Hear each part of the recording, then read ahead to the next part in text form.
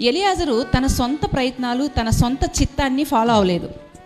ఏం చేస్తారంటే ప్రార్థన చేస్తాడు. మోకరించి దేవునికి ప్రార్థన చేసి ఏమంటారంటే, తండ్రి, నా యజమానుని యొక్క కుమారునికి ఏ స్త్రీ అయితే సరిపోతుందో, నా యజమానునికి ఏ కోడలైతే ఆ కుటుంబానికి గౌరవ మర్యాదలు తీసుకొస్తుందో అటువంటి అమ్మాయిని నాకు చూపించయ్యా అంటే, పని ప్రారంభించే ముందు ఏం చేస్తున్నాడు?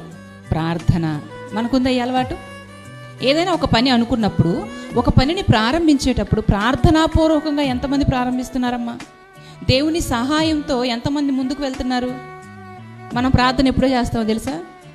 మనం మన సొంత ఆలోచనల ప్రకారం పనులు ప్రారంభించి సగం దూరం వెళ్ళిన తర్వాత ఎదురు దెబ్బ తగిలిద్దే, అప్పుడు ప్రార్థన చేస్తాం.